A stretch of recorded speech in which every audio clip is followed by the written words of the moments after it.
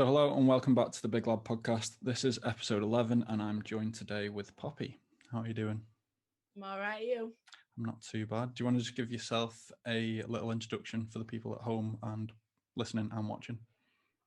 So I'm currently a furloughed swimming teacher and I've just started an online coaching business through Instagram and I'm selling a lot of stuff on Facebook Marketplace to keep myself busy.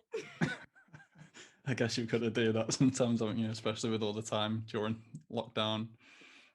Basically, a decorator, gardener, you name it. I've done it all this lockdown. Hey, at least you've got a little business to keep you going if you're ever struggling. Just doing odds and sods everywhere.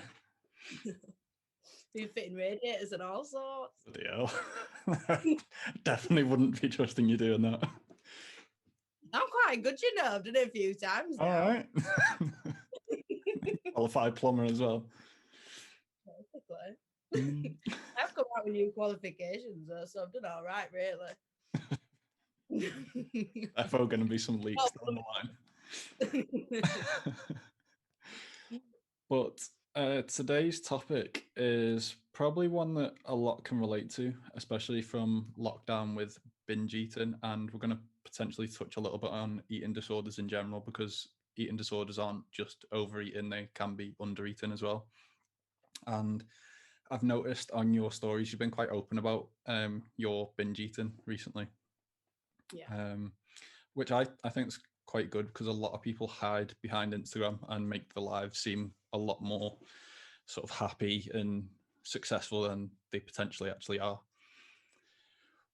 So I guess what we're going to start with is how your binge eating sort of comes about. What are the triggers for you to then go on a binge? So it first started after my first proper cut. So I would started just to get in shape for my birthday, because I thought I was going to be going away for my 21st, and I ended up meeting someone and they were like, oh, you'd be really good if you competed and all this, that and the other. So I got it in my head that I was competing, and I think that kind of kick-started, because it was like, you have to do it, you've got to do it to get on stage and this, that and the other. And I put so much pressure on myself. And then when it came to my birthday, I was like, right, I'm having a cheat meal, I'm having a treat meal, whatever you want to call it. And because I knew that was coming up, I was constantly thinking about what I was going to eat and just overthinking it, like, oh, for my meal, do I have like lasagna? Do I have pizza? Do I have pie? Like, there's so many options. Like, what can I choose from? Like, and I just wanted everything. So like a couple of days before my birthday, I just started. Well, I started then. And then since that, it was like I had this mad sugar rush, and three months down the line, I'm still doing it. So you're talking last year this happened then? Last summer? Yeah, no. Or I've always kind of binged, because I've always been on a diet. right. I don't really know when it properly started, but I just go crazy all of a sudden. And it felt like I didn't have any control. Like, my bedroom's so close to the kitchen, I can kind of sneakily just go in and no one knows about it. We're secret eating and stuff. So yeah, I just go on a mad one, and it was like I couldn't control, and I'd actually laugh about it at first. Like, I'll go in and just stuffing my face and running back to my room and thinking, oh God, what have I just done? And then 2 minutes later, I'll be back there.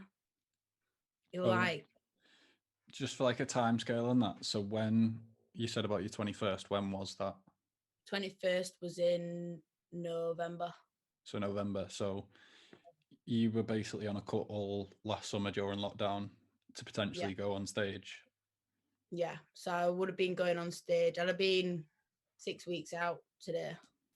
Right. Okay. So you've been potentially prepping for like a long time. Yeah. And do you think that it's because you were prepping that those sort of cravings to binge came about, or do you reckon even if you weren't sort of cut in for a competition that it still would have happened? I think I'd have still gone off track a couple of days before my birthday anyway. Yeah. But after that, I planned on doing a reverse diet. Well, I started my reverse diet, and that's when it all kind of went downhill, because it were like right, I've been on 1,500 calories and now I get an extra 100 calories. So what can I have with that 100 calories? And I'm constantly thinking about what nice bits of food I could then add into my meal plan. Like, so, or I can have like a mini bit of saurine, or I can have a It's squares minging bar. that stuff. So You don't like it? no, when I was rowing, everyone was mad on saurine, and I just couldn't take to it. It was me. What? Which one were you trying? I don't know. Uh, The I just, banana bread was the I best. don't know. They just used to offer it to us. Like, is it like a malt loaf or something like that? Yeah, Yeah. that one's the best one. You need to try Uh, the banana one. honestly, when I was rowing, you'd be at like a competition, they'd just be handing slabs of it out, like literally like that thick, like 2 or 3 inches thick. And I'd have a bite, and I was like, that is disgusting. Get it out of my face. And they were like, no, no, you need energy. And I was like, I'll get it from somewhere else. Thanks. I was like, that's disgusting. As if you don't like it. I'm not big on it. But so going back to it, what are your sort of go-to binge foods then? Sorry. Sorry, Biscoff spread. There's something else. Can't think. Protein bars. Why Yeah. protein bars? I don't know. I think This it is the was. thing. I think with protein bars, though, you think they're healthy because obviously it's a protein bar. But then you look at Yeah, the calories in a protein bar, and it's like minimum, usually about 200 calories, yeah. like So minimum. I think it was the stuff that I was looking forward to Yeah. adding into my diet when I started my reverse diet. Um, I'm trying now to have the foods in the house and try to eat them, just so I don't have that. You can't eat that. Yeah. I'm trying to get over it that way, but it's See, not really.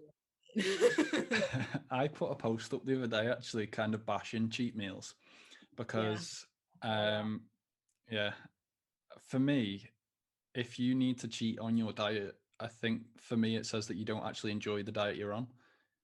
Yeah. If you need to have a cheat meal, because a cheat meal is obviously a food that you really enjoy. So for me, like more of a like I've never counted calories, but I usually eat pretty clean. I eat reasonable the same amount of food each day, and then obviously if I fancy something, I'll just have it.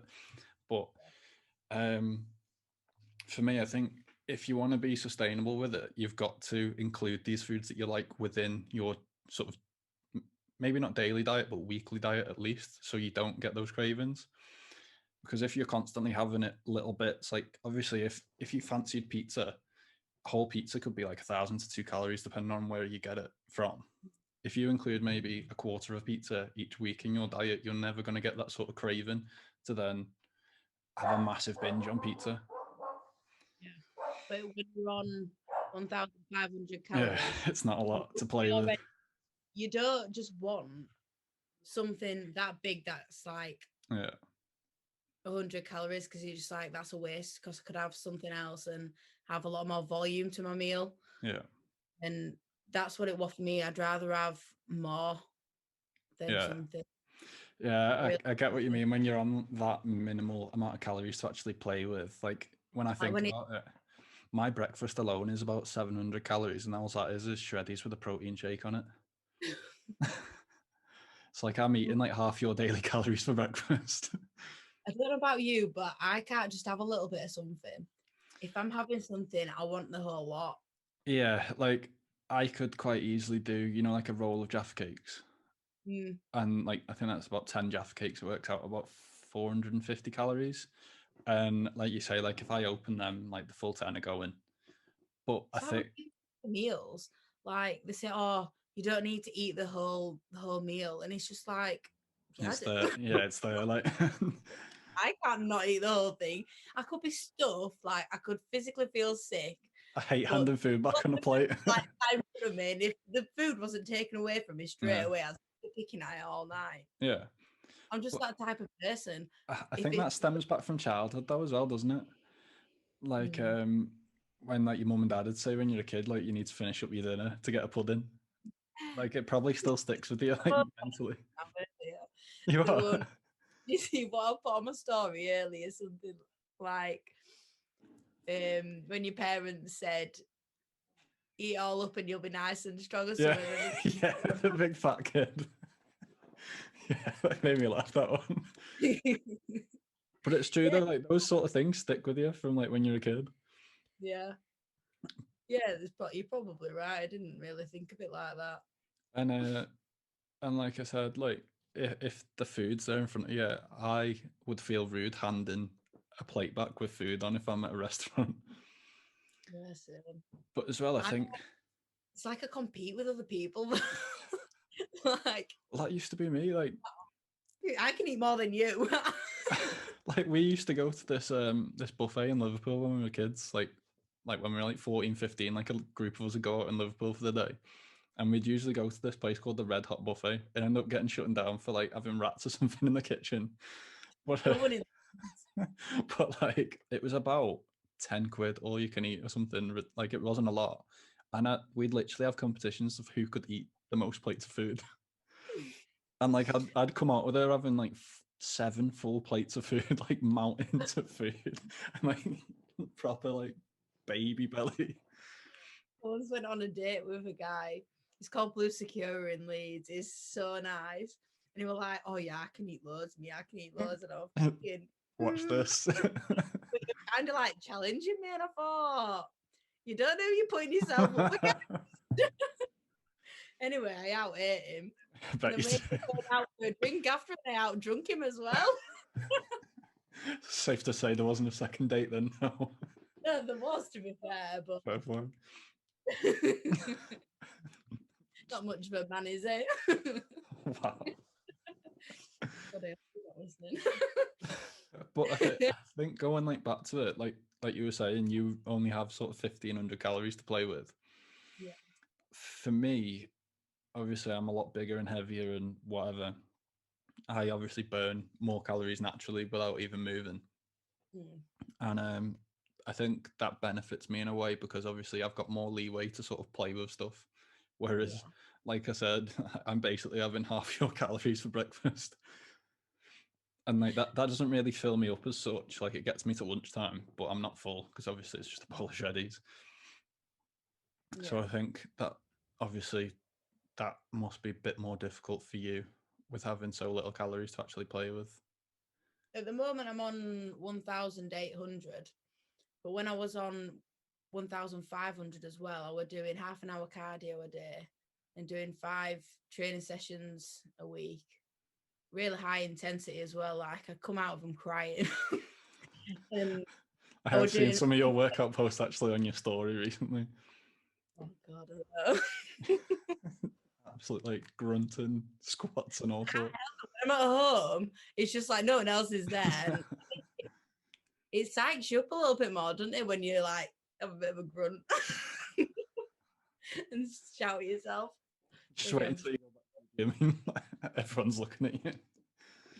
No, I need to learn to shut up because when I go back to the gym, I'll probably get kicked out. One of those gyms that has like no grunting on the wall, like painted. In fact, my gym's like a proper bodybuilder's gym. Probably so used to it then. Yeah, they are, but just get further into the club there. Yeah. But going back to sort of binging that, how does it make you feel after you've had a binge? Depending on how bad the binge was. Yeah. I used to feel guilty for it. And back when it got the worst, it was like, I can't trust myself to eat. So it was like, I'd have a binge and then I'd suddenly go, right, I'm not eating tomorrow because I've just eaten a full day's worth of food. And I wouldn't. Wow. That was when it got like the worst. And that was when I spoke up about it. Yeah. Because I thought, I can't keep carrying on like this. I think because I was very aware of what we're doing and that it was becoming a problem and I didn't want it to be a problem, I thought I need to speak up about it. Otherwise, it will become a problem. And the longer you leave something like that, the worse it gets. And I'm so glad I've got people that I can speak to. So now if I have a binge, it's like, right, what's done's done. Just get on with it. Don't try eat less throughout the day. Just carry on like you've not binged, and then get straight back on it tomorrow. Try not binge again. So it's just trying not to binge and taking it like an hour at a time, Yeah. 10 minutes at a time if I have to. But So, uh, is it like like you don't sort of punish yourself for doing a binge anymore? You sort of just accept. yeah, I would just accept I've done it.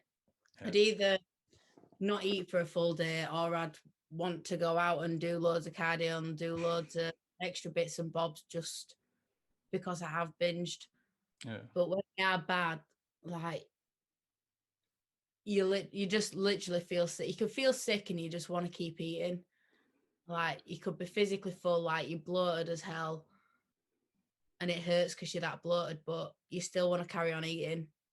And it's like now I think before a binge, because they're not as aggressive anymore, I think you know how you feel after you've had a binge. So why are you putting yourself through it? Why putting yourself in that situation again when you know you're gonna feel like crap afterwards and you're uncomfortable? So why are you gonna do it? Yeah. Kind of my way of preventing a binge.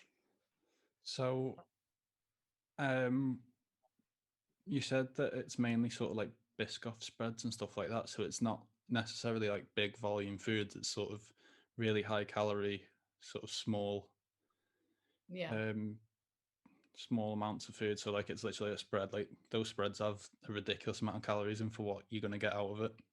yeah. So it's not like you're sat there eating like packets of crisps and pizzas and I think you said pies before, of course, being a northern girl. You had to get pies in. But so it is mainly like small volume foods then, isn't it? That you It's struggle with. I stopped buying the stuff in because I knew that I just couldn't eat them.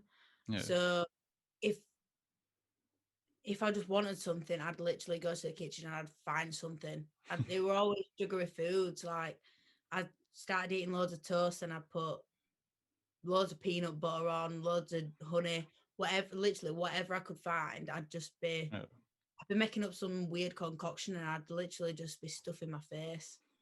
No matter what it was, I just wanted to eat more. Yeah. So do you think lockdown has had an impact on that? Do you think it would have been as bad if we weren't in lockdown? Because obviously you're more likely to be out of the house and doing stuff and keeping busy to maybe But not binge. for sure, I feel like now it's more of a habit than binging. Yeah. I think because I started binging and they were really aggressive, I think it's just as soon as I think about food now, it's like, oh, well, normally I'll just go and get some. Yeah. I think it's more of a habit now and it can be boredom eating. So it is harder in lockdown because before It's just I just there, got isn't it? earlier. Like if I knew a binge were coming, I'd just go, right, I'm off to work now. And I'd Yeah. get there maybe 2 minutes early. Yeah. Yeah, that's it. I think a lot of people have put on weight during lockdown, especially one, obviously the gyms are shut, so naturally people are less active because we're basically cooped up in the house all day, unless you're lucky enough to actually be working away from the house. Like I've been working from home for the past year, basically in this seat. I've spent 8 hours sat here today already. Um, Yeah. and I think sort of that plays into it, and then obviously just the ease of access of getting food. Like I'm literally about 10 foot away from the kitchen. If I wanted to, I could quite easily just go and raid the fridge or whatever. And I've never experienced the sort of binging that you're talking about. Like I said, like I wouldn't say I've ever binged, but like if food's there and I felt like it, I'll just eat it. But it's not like like if I don't want it, I won't eat it. Like I can quite easily say no to something if it's there. Um, but I reckon I've probably eaten about the same amount of food as I was pre-lockdown, maybe a bit less, actually.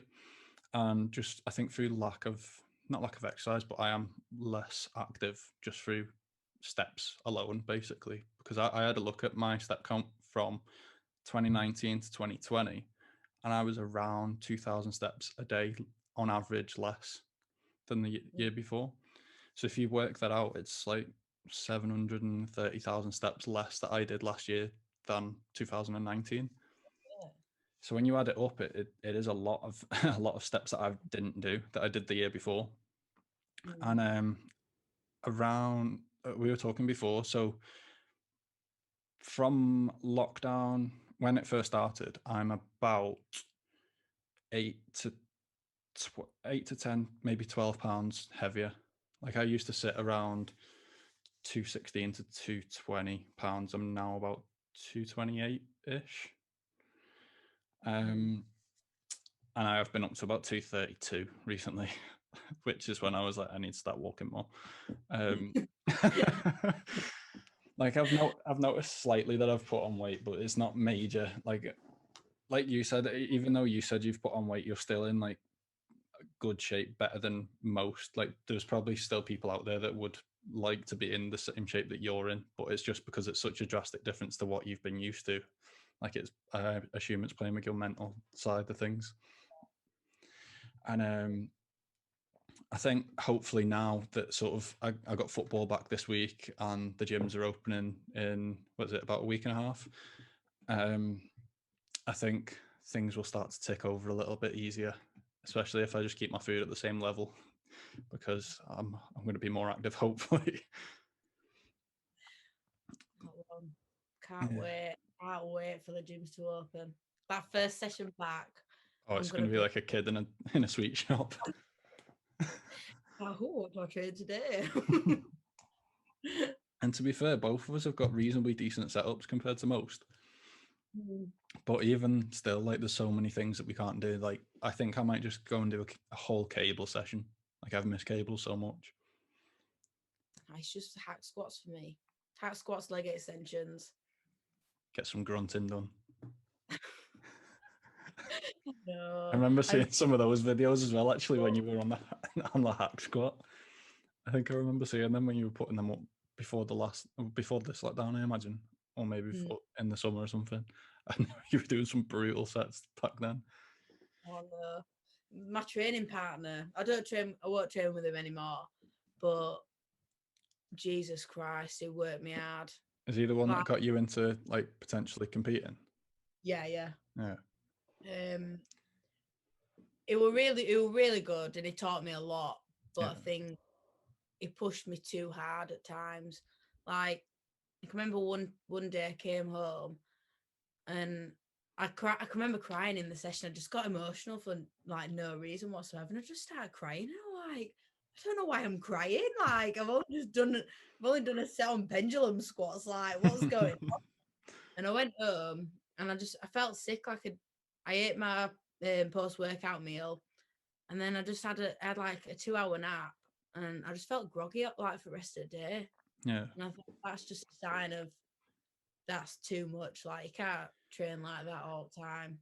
That's it, isn't it? It's how seriously you actually want to take this stuff. Like, did you actually want to compete, or did you feel sort of pressured into it from sort of your training partner saying about it? I feel like Did you feel like you couldn't say no, sort of thing? I definitely had the choice. I feel like maybe I felt a little bit pressured into it. I believed I could do it, but then I also believed I wasn't quite ready at the same time. Because I would compare myself to, I know I shouldn't do it, but there's a girl who I follow on Instagram, and she was competing at a similar time to me. She was eating twice as much calories that I was, because she were bulking, and I were in a cut up until my birthday, and then I was going to reverse diet, get my calories up, and then work my way back down again. And I would compare myself to her. She was already eating 3,000 calories, and I run 1,500, and I was like, oh, well, I think I should be eating that many. Yeah. And so I'll compare myself to her, and I'm thinking, no, I'm not ready. I can't compete yet. And then that was going through my mind. And then they were saying, you need to be doing this, you need to be doing that. And it was just like, oh, okay. And then I think it were all a bit too much. Like you were a bit too forceful with what I had to do, which I've now realized I don't have to do them things. It's just the most optimal way to do it. Yeah. Well, yeah, it's like you say, there's ways about doing things that and you can still reach the same results. They don't have to be completely optimal. It might just take a little bit longer time period. But I think like I've toyed with the idea of competing before, just more of a thing to see what I could potentially push my body to. Yeah. But then when I've weighed it up, it just doesn't interest me whatsoever. Like the thought of dieting for like potentially 4 to 6 months just doesn't appeal to me whatsoever. Like, think of the amount of things that you've potentially got to say no to. Like, there's birthdays, there's just random nights out, going out with the lads in the pub, whatever. Your family gets takeaway in on the weekend. You've got to say no because you're eating chicken and rice for the fifth time that day. Like, those sacrifices for basically maybe 2 minutes on stage just does not appeal to me. And then the mental side of things. Want to do. Like, I've just, since I made the decision not to compete this year, I can't stop thinking about it. I'm like, right, I'm going to get on stage next year. I'm definitely going to do it next year. But I think what's happened definitely happened for a reason.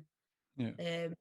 I made the decision because of my binging, but if I were like with everything opening up now, I'd have still been in prep and I'd be like, oh well, I can't go there, and I've been locked up inside for a full year and now I can't go here. And it was like, would I really adhered to it because I knew I'd been missing out on so much? That's it. Like, hats off to the people who actually do it. Like, fair play if you can be that disciplined to something and say no. But for me, sort of without going too deep, like life's too short to say no to things and experience things. Like, obviously, if that's your passion and you want to go step on stage and go do it, by all means. But for me, like, I play football on a weekend and then we're straight into the pub afterwards in the clubhouse, like having a few pints and getting food in or whatever.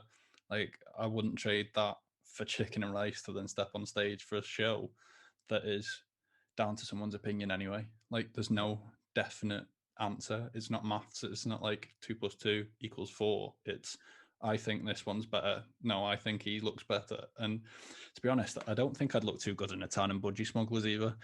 So without even going all through the dieting, I just don't think it's a good look for me. For me, I think it's like I've trained for so long. It was kind of like, what am I actually doing it for? And it's like, why not just try it out? Why Yeah. not just give it a go? And it's just, for me, I'm doing it for me, and just so I can say I've done it and I know that I've achieved something. And it's like, so I can rule out if I don't want to do it again. If I want to do it again, then great. Yeah, that was potentially my reasoning for doing it. Just like I said, just to see what I could get to. And in the end, I just thought, nah, because it's not healthy to be at those sort of body fat percentage anyway, and the amount that it can do to your hormones, and especially with women as well, it can go quite extreme. So for me, it's just not worth it. Yeah. But yeah, hats off to anyone that can do it. But going back to it, like, obviously your binging started from basically being in a calorie deficit for so long. Do you not think getting to those later stages of potentially prepping for a competition that may make it even worse? I feel like after I've been on stage, then I probably would have a huge binge. Yeah. And I think that's what would have happened if it wasn't for my birthday and Christmas and everything. It would have happened sooner or later. So I think this year for me is getting my relationship back with food, getting a relationship again.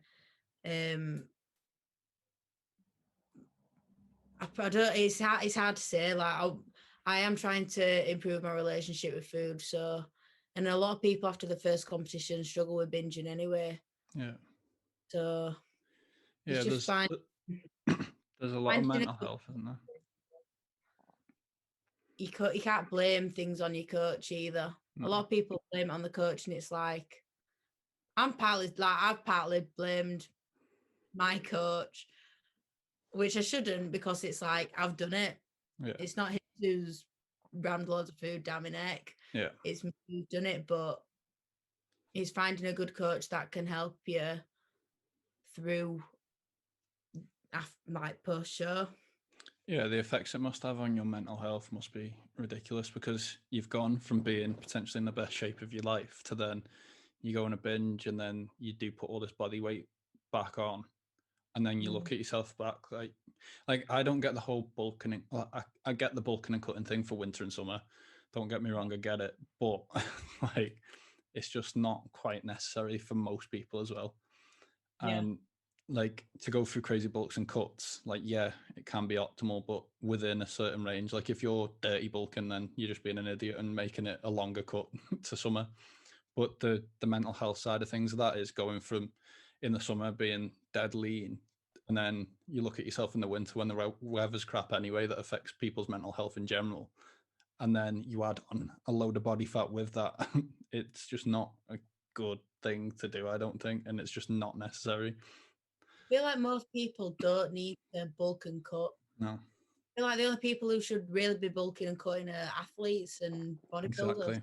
Exactly. Like, yeah, you might want to put some muscle on, but you can eat at maintenance or in a slight calorie surplus, Yeah. and gain muscle. Like, you don't need to be putting on so much weight for you to look a tiny little bit better for really fancy in summer. Yeah. To get a shot that that's it. Like the actual gains are marginal. They may be a couple of pounds year on year when you cut down, if you do it right as well. Like you could do it completely wrong and mess it up. But yeah, I think people cut and they don't cut properly, so everything that they've gained in the bulk, that they've just lost it all they because just lose it anyway. properly. You're better off staying like a reasonable level of body fat year round, and then if you want to cut down a little bit for summer, then you've only got a few pounds to work with instead of potentially cutting 2 or 3 stone. Yeah, but, for sure.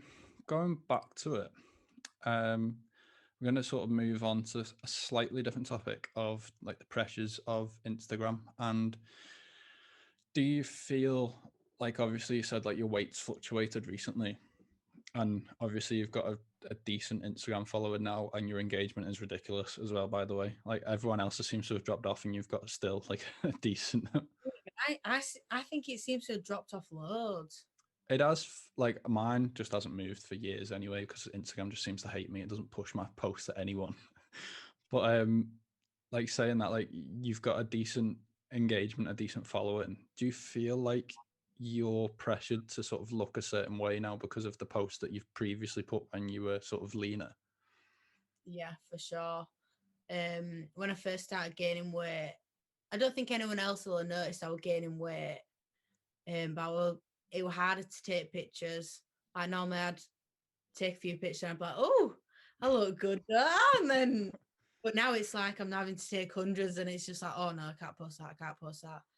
Like for me, just looking through the pictures that I'm taking, it's like, oh no, I'm not posting that. That's horrible.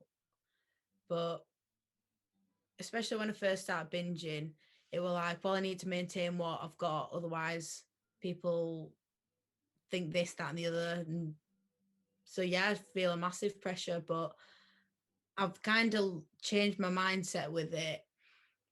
I used to do it because I enjoyed doing it. I used to enjoy posting, and I thought it was so cool that people wanted to send me the stuff for me to take a picture in it and chuck it on my Instagram. I thought that was well cool. And like now people send me stuff and it's like it seems more of a chore because I don't like the way I look. So it's like I need to get back into enjoying posting, not just because I have to. Yeah. It feels like a chore now, whereas before it was just like a little hobby, really, something I enjoyed doing. But now it's effort.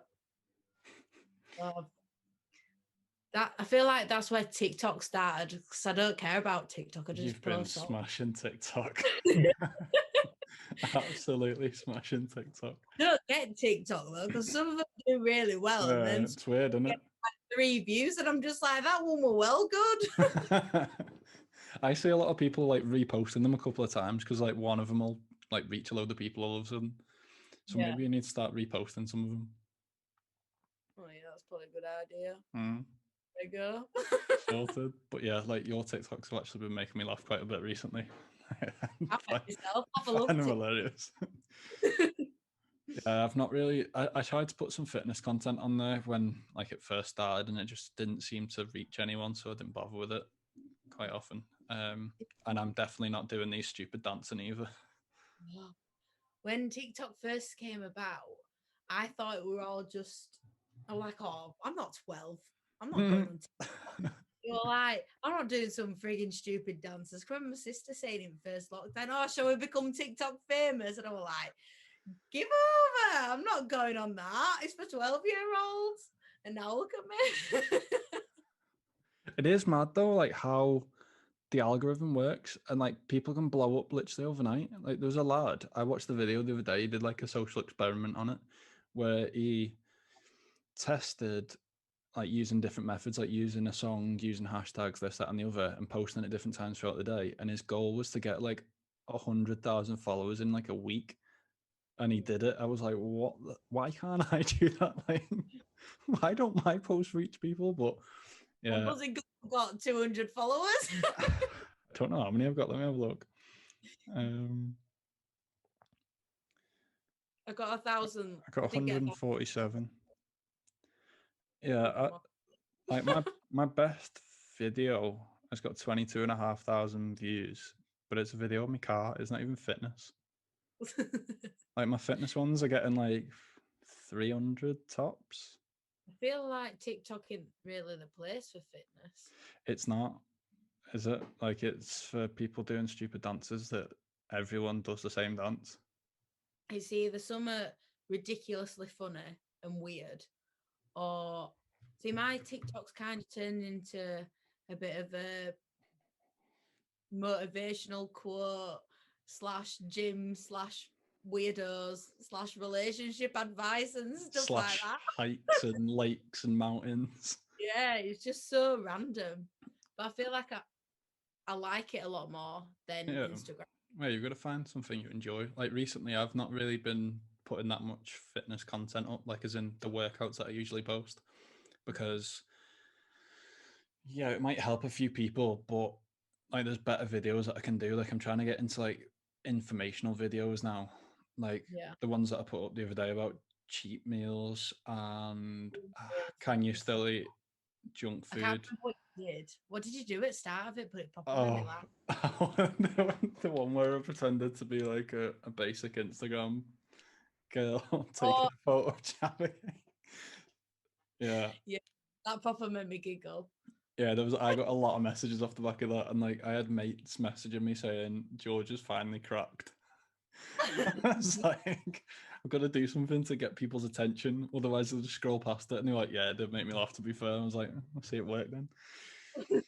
But yeah, uh, it's just IGTVs don't really reach people, and obviously the videos that I'm putting out are over a minute long, so they have to be an IGTV, which is annoying. So I've tried a few reels, and a few reels have done all right. I had a bit of fun with them, because I used to try and find a song that matched the exercise that I was posting.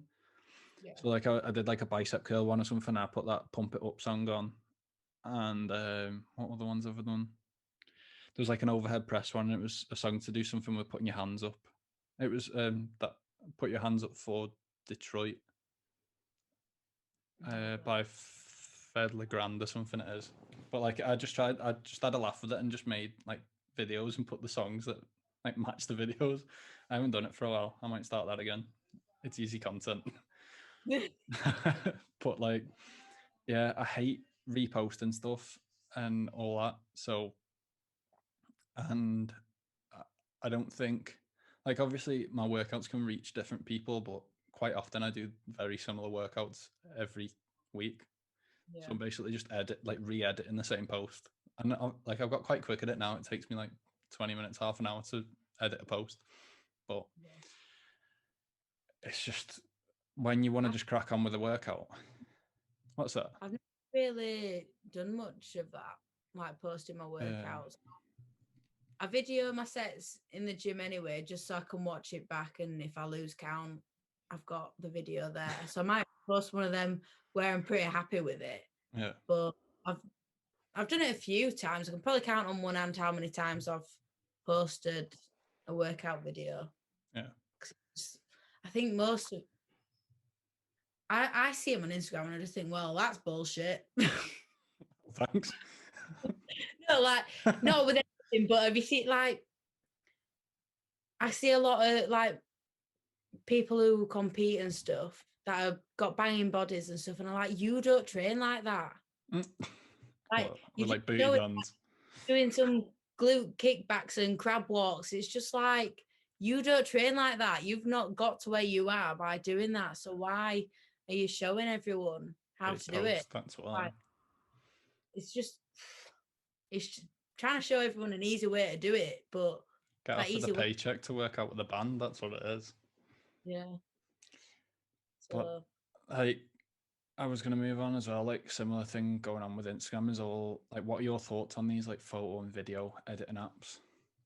Like, because a lot of people get caught out with them. Like it used to be like the old school, like bend in the wall, like but now they seem to have got that advanced that you can literally do anything. Like you can change your whole appearance without people even knowing. I see the adverts, like, you know, on the story advert, like the sponsored things that come up sometimes when you're clicking through the stories. There was one that came up and someone literally edited a whole set of abs onto themselves and cut themselves in by about 3 inches off the waist and made pecs. And I was like, what? I just think, make no wonder everyone's got like body dysmorphia and everyone hates themselves. Like, I think I can understand why people do it. Like, they've always done it. They've done it in magazines and everything for God knows how many years. They've always edited stuff. Yeah. I can see why people do it, but people need to stop. It's like all Instagram influencers started doing it, and then every Tom, Dick and Harry is now doing it. It's just like... Well, it's that easy, isn't it? To just download an app. Yeah. Like, we're all guilty of editing us posting some sort of way, even if it's just changing the lighting a little bit. See, I have no issue with lighting. Yeah. Yeah, I ain't got any issues in that. Like, I'll put the saturation up a little bit to make myself not look as pale. I need to start doing that. proper white. I always put the sharpness on it. Yeah, but that's not changing the actual shape of anything. That's just making the quality better. Yeah. But that's all I do.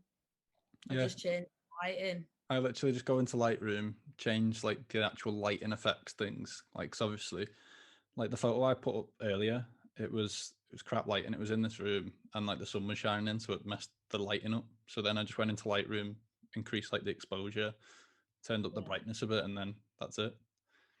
I'll be scared of getting caught out. Yeah, well, that's the thing I don't get is like, there's these influencers with like 1 million followers. They go to expos and all that sort of stuff. Like they meet thousands of people at expos. Why would you take the risk in thinking, right, I'm going to make my waist a bit slimmer, I'm going to make my bum bigger, my boobs bigger, whatever. And like fellas making their arms bigger, making their waist tinier so they got a bigger V cut. Like you're going to meet like thousands of people at an expo. Like surely you don't want people going, hold on, he doesn't look like he does on Instagram. I know. Like I've got on Tinder. I've put some pictures on it, and there's like some of me now when I've gained a bit of weight, and then there's some of me like where I'm quite slim, and I'm just thinking, am I a catfish here? Like, what do they expect? Like, if I ever met anyone, which I probably wouldn't anyway, but if I was to meet someone, what are they expecting? They expecting me to be a bit chunkier or pretty lean with abs? Which one are they expecting? I mean, like that with Instagram, I think, like when you see people who you follow on Instagram, it's just like, whoa, you don't look like that. It's weird, isn't it? Like when people over edit the stuff, and like you can even do it on videos now, because like people, that was the whole thing, wasn't it? Like people used to like post a photo and then they get a load of hate saying like, oh, you've edited your photos, and then someone would post like a video after it saying, "There's the video," sort of thing to prove.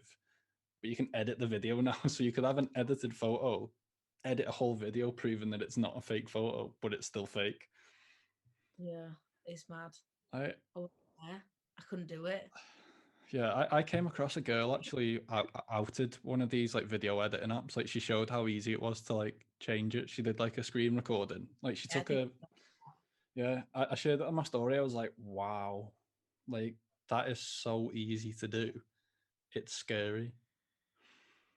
And I think it's, that puts so much pressure on people because if people are doing that, like you said, like they're going to be comparing themselves to these people and they yeah, don't actually even exist.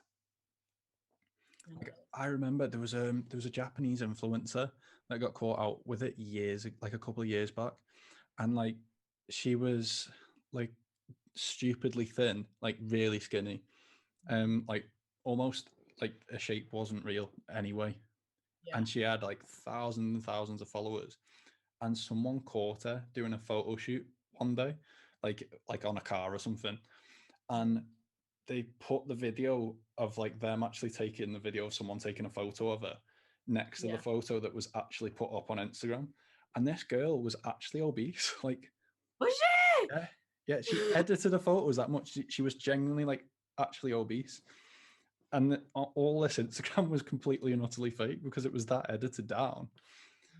It was ridiculous. And I think at the same time, there was something that came out about like you can download some mad software that you can actually tell what you've done to photos. Like it scans it or something, and then like the coding behind the photo, it'll Yeah. sort of be able to tell you what someone's done to it. See, I'm Which not the type of person that I'd ever realise unless it were really, really obvious to me. uh, Like, if someone showed me a picture of someone and like, oh, look how edited that is, and I'm like, I can't tell. I know from people pointing it out, I can then notice, but there's so many people do it, and it's just so I just can't believe people actually do it. yeah, I like actually can't. completely and utterly changing the shape of your body. It's mad. If you don't like the picture of yourself, why are you posting it? Mm. Like if I saw a picture of myself, I wouldn't think, oh, I don't like that, so I'm just gonna edit it. I'd get another picture that I do like. Yeah, but the thing is, as well, that I find is that the majority of these people that are actually editing their photo are already in very good shape anyway. Like, Yeah. why? What's the need in taking it to the extreme for an extra couple of thousand likes? Like, it's like you're in stupidly good shape anyway. Why are you making it even better and just not attainable? No, it's ridiculous.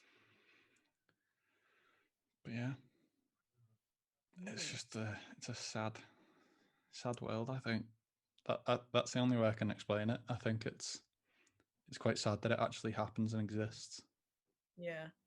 I've made another Instagram account. It's like a personal one, but Yeah, I purposely don't follow anyone. I only follow close friends, people who I actually want to see, and then I've oh, started following thanks.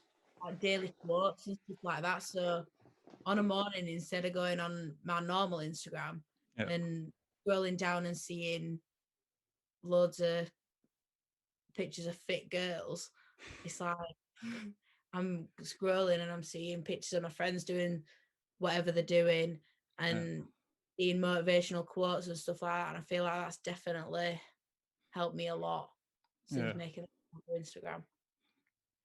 I yeah. can hardly. I follow a couple of decent ones, so I'll send you them after we finish them up on here. Yeah, definitely. But yeah, I think it's quite easy to get trapped as well in social media, especially TikTok. Um, it's just so easy to just carry on scrolling and scrolling, Mm, and like you were saying just then, like you maybe compare yourself to um these are sort of fitness influencers. I don't think I've not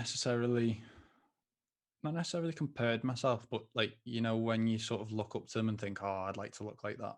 It's not yeah, necessarily like a direct comparison, but like I've definitely had that as maybe a kid growing up a bit. Um, and then it just got to the point where I was like I never obsessed over being like, oh, I want to look like that guy sort of thing. It was never like that. But it was always like oh, that'd be a good physique to have sort of thing. And then I was Yeah. like, for what? Like, for what reason? Why? See, I used to think I wanted to look like Tammy Hembrow and Jenna Frooms and all these really fit people. Yeah. And over the past couple of years, I've kind of realized that I'm never gonna look like they do. Yeah. Like, even if I trained like them and I did everything I possibly could to look like them, my genetics are the same. I'm not naturally petite. Like, I've got massive joints, I've got cankles. Like, I'm not gonna look like anyone else apart from the best version of me. So Yeah. why am I comparing myself? As no, I still do it. Yeah. Like saying like comparing myself to a girl who were competing at a similar time Yeah. with me. So it's you compare yourself, but you need to be careful who you compare yourself to. I think as well, like another thing that you've got to sort of consider is quite a lot of these fitness influencers have been doing it for probably a lot longer than you have anyway. Like you say, you're only 21 for starters, but you've got years ahead of you. But these people that you're looking up to quite often are on performance enhancing drugs anyway. And Yeah. quite a lot of the photos are in perfect lighting, got photographers getting the best angles. Like there probably would have been like thousands of photos taken for that one photo on Instagram. It's probably been airbrushed and photoshopped. Like there's so many things that you could have taken into consideration. Done as well. Like they say that I've not had like the bum done and stuff like that. Oh yeah, I do Exactly. have lip filler. Yeah, exactly. Like it's blatantly obvious. Like there's the amount of male fitness influencers that say, "Oh, I've never touched steroids or anything like that," and it's like, mate, you're like 5% body fat year round. Like you're about 3 days away from stepping on stage. Like Like, I don't think drugs are bad. I no, think like people need to be honest about it. I think there's such a big yeah, stigma around steroids and stuff because you can actually do them safely. yeah. You've obviously got to know your shit and you've got to, Oh yeah, you've got to become basically a chemist. yeah, like, not that I'm thinking of doing steroids or anything like that, but I've started to do a lot more research just because it interests me. Yeah, I it is an think interesting topic. around it, like, my mum actually asked me the question if I were on it. Oh yeah, my nan thinks a protein shake steroids. Oh, yeah. Like Yeah. no word of a lie. She's told all her friends that I'm on steroids when she saw me make a protein shake about 5 years ago. And the thing is, because all her friends, like grandsons and granddaughters, like my age, I'm like thinking, have they been telling them that I'm on steroids? Because if I was, I'd be very disappointed if I only look like I do for those risks. Like, Yeah. yeah, so my nanny, like my nan was around for dinner before, like she even said, like, you are on steroids. I was like, Nan, I'm not. Like, do you know what a protein shake is? And she was like, yeah, it's steroids. No, it's I was not. like, I was like, Nan, you've just had a beef burger. There's protein in that. Is that steroids? And she's like, no, because it's a beef burger. I was like, a protein shake is just like a byproduct of making cheese. Like, Yeah. that's all protein powder is. Like, it's powdered whey. Take loads of supplements on a morning, Oh, and it just seems to get more and more and more. Like, as time goes by, I'm just like, oh well, I think I need to start taking vitamin C as well as my other 500 supplements. um, and I once put them on the table, and because I eat half of my meal, then I take them, yeah, and then I eat the other half of my meal, so it kind of like washes it down. yeah, yeah. Sometimes, like, I don't know if you take omega-3, but sometimes you get like a proper fishy Yeah, oh, it's horrible, isn't it? Oh, fish burn. yeah, you can burp about 3 hours later and you still smell. Just like, where did that come from? Yeah. So I take it halfway through my meal, and my mum was sat with me having breakfast, and she was like, "What are all them? What are them?" And I've had she'll that get, from my mum. She sort of curiously goes, what are you yeah. taking there? And then I'm I like, was telling her, I'm like I've like, got, "Oh, omega-3, vitamin C, got a vitamin pillbox. D, GDA." She's like, "What's GDA?" And I'm like, "Glucose disposal agent." And she's like, "What is GDA? What is that?" And then I grow a tash anyway, and I always wax it. I Yeah. always have since like are in high school. I won't say I got bullied for it, but people are like, "Hey, you got a tash?" Things I've like waxed it, and I must have let it grow. I just thought, "Oh, bugger it, I'm not doing it. It's locked down." My mum noticed I was getting a tash. She's like, "Are you on steroids?" This is the thing, like, I'm like, no, mum, I've always had a tash. this is the thing. I Be a think, woman of self-confidence. like all this stuff's like sort of only. Well, obviously it's been around for years, but like I think the knowledge of it is only just sort of coming through, like in the last maybe 10 or 15 years. And I think a big help of that's been social media because, like you said, like my nan thinks a protein shake is steroids, and I've had the same thing with like I only take like I take a multivitamin, an omega 369, a glucosamine sulfate for like joint health, and one other, and I can't remember what it is. Does something anyway. But yeah, like yeah, but like I've been there. Like I sit here and like my mum came in once. She was like, What's that you're taking there?" And I was like, "Oh, this, and this." And she said, "And what do they do?"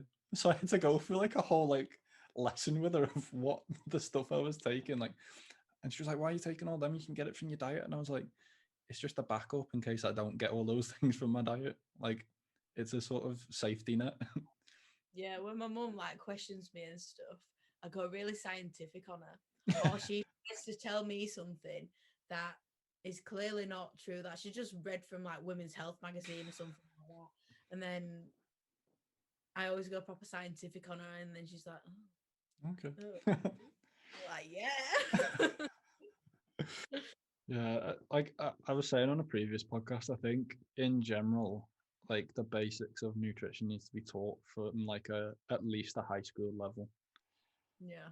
because it's scary how much people don't actually know.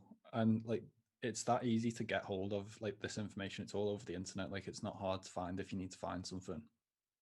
But I think most people will trust like OK Magazine and Men's Health and all that. And it's like the basics of what they're kind of saying is usually reasonably right, but it can be very misleading.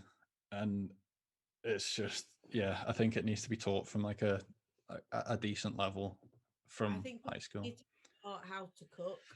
Yeah, definitely. Started How to cook on a online budget as well. Yeah. I think once I've started online coaching, I've noticed how bad people's diets actually are. Mm. And it's not the fact that they don't want to eat healthy and they don't like healthy stuff. It's just because they don't really know how to cook and they don't know what to cook, how to make an unhealthy meal a little bit healthier. Yeah. And they say they don't have time to cook and all this, that, and the other. And it's just like, I know you did like food tech at school and stuff, but Oh, that that one, was crap. Yeah. yeah, like you made. There's a spaghetti bolognese. I remember making some sort of cake and stuff, and they were trying to make it healthy, and I was just like, "Why are you trying to make a cake healthy?" Like, Just leave it as what it is and teach us how to make healthy food. yeah, We yeah, made a trifle and stuff like that, like pointless things that you're gonna cook like maybe once a blue moon. It's just like make this. cakes and stuff because that's a bit of fun in it. Yeah, but it's not hard to make a cake. You can find that recipe on the internet. And we had to get a pizza base. We bought a Just pizza shut up. base, and then we just got like tomato puree, whacked that on, A bit of cheese. cooked a bit of chicken, put the chicken on. And they were Wow. just like, don't take a genius. Nah, that's shocking. I don't get how people can't cook anyway. Like following a recipe is not hard. No, You it's just not. read. Yeah. You just read it and do what it says exactly how it says, and then you've made something. I mean, it's never gonna come out like it does on the photo, but Oh no, it might it not might look take like it might taste the same. might taste all right, but at least just try.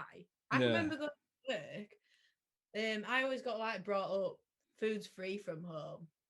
Right. Like if you're going out and buying your lunch every day, even if you bought like a meal deal every day, how much is that a week? 3, 6, 9. It's about 22 quid. Yeah, like 21, 22 quid a week. Like, I could save that. Yeah. Well, Like, think of the amount of food you can actually get for that money. Like, you could easily feed yourself for a week and still have like a couple of quid left over, and it'd yeah, be healthier. yeah. So I always got taught to bring food from home, Yeah. and I can probably count on one hand how many times I've actually bought my lunch out, Yeah. like being at work. I'm a And sucker for a meal deal, though. I do like a meal deal. Love a meal deal. Where's your favourite meal deal from? I'm gonna go with a co-op. Co-op. Yeah, co-op Really? meal deal. You ever had a Boots meal deal? I'm not that posh. Oh, this is good. I think you pay like an extra £1, Yeah. but I think it's like it might be on like O2, but on Mondays you get it for £1. I've got O2 as well. I'm going Boots every Monday. You don't quote me, but on some sort of phone thing, you get a Boots meal deal for £1 every I'm Monday. checking that after this podcast. Feed myself for a quid every Monday. But anyway, like I was saying, I was like 16 and I was going to work. My parents were away for a weekend and I was cooking something to bring to work. And I remember I put like cinnamon on chicken or something and I brought it to work and I was proper gipping, like I was eating and like, this is so bad.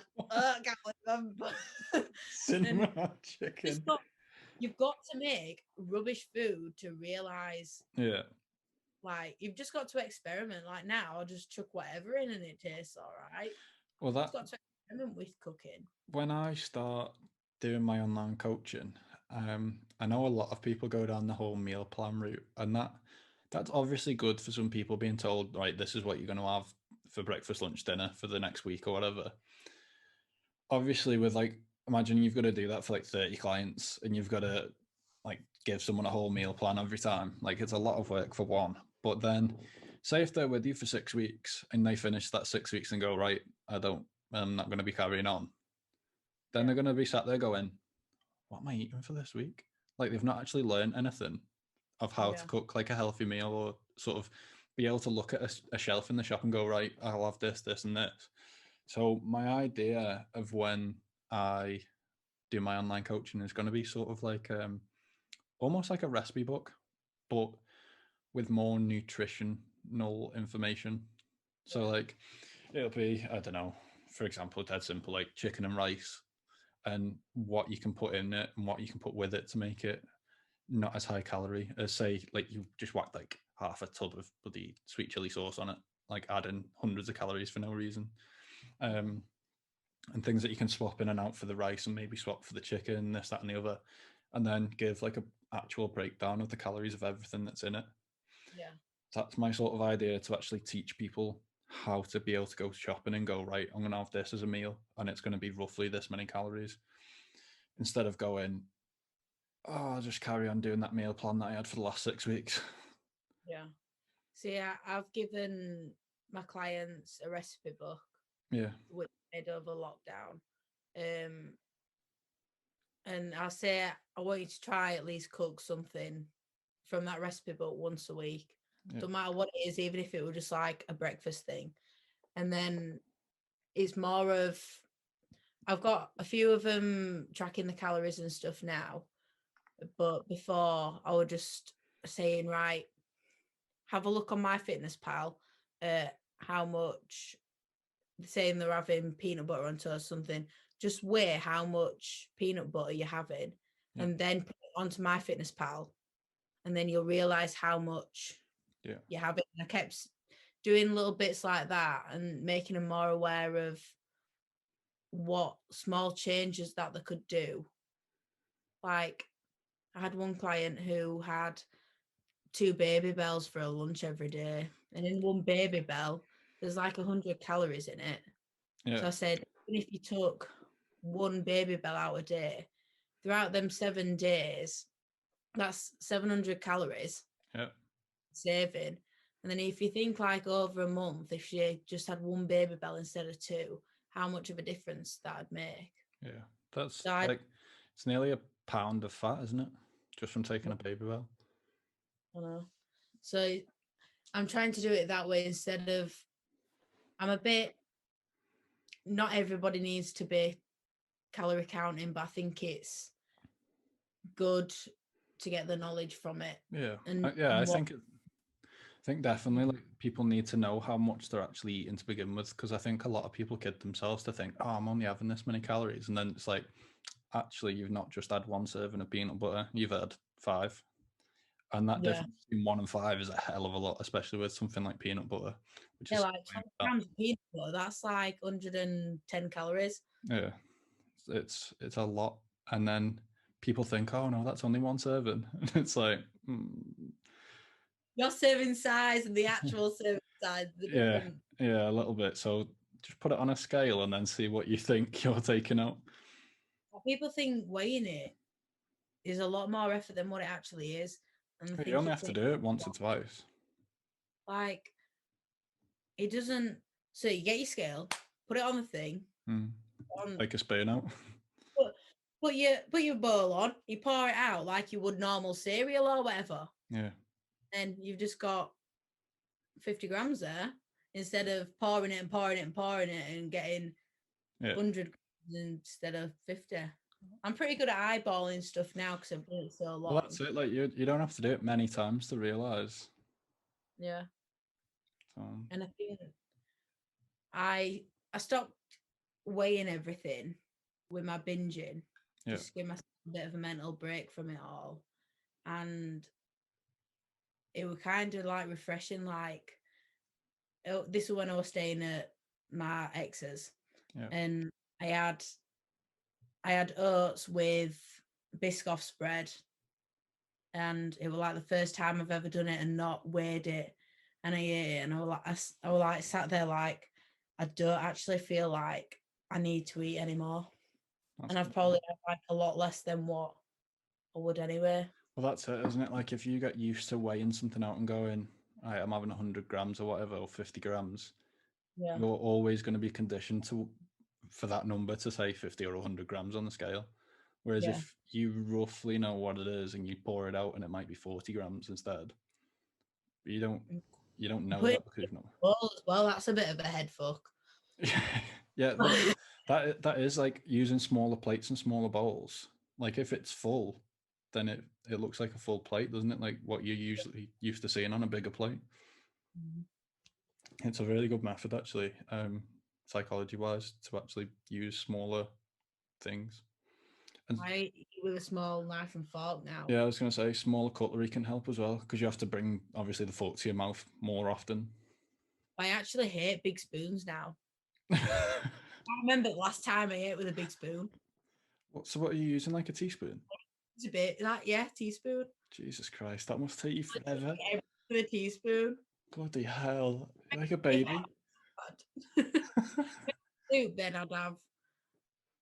Please tell me you use a soup spoon. It'd be cold by the time you got to the bottom. It really annoys me, and it really shouldn't annoy me. But when people have yogurts and they eat it with a spoon, I don't know why it annoys me so much. Like, how is that big spoon getting that little? I do a yogurt in about 2 spoons. Yeah, well, like I've got reasonably big hands, so like a teaspoon is just like not ergonomically comfortable anyway. Like I'm a proper like spoon snob me. it sounds like it. There's something about the spoons, like if it's like a proper deep spoon, I don't like it. I like a flat spoon. I can only use certain spoons for my cereal. Like it has to be like a round one. See, I've actually, this is that bad. Like it's like 5 to 9. I've still got my bowl of cereal here from the morning, so I can actually show you my spoon. I have to use one of them, like a round one. I'll send you a picture. Oh, right. Really like, we've got some fancy ones that my mum really likes, but me and my dad really don't like them. And then we've bought loads of like cheap ones, like really thin, cheap, crappy ones. And those are his favourites, I'll show you. I can't wait. Anyway, going back to the topic. Do you have anything else to say on like binge, or eating disorders or anything like that before we wrap up? Speak to someone about it. Yeah, definitely. Even if it's someone who you hardly know, even if it's just phoning a random person on one of them, what are they called? Helplines. Yeah, helplines. Just speak to someone and it'll make you feel better.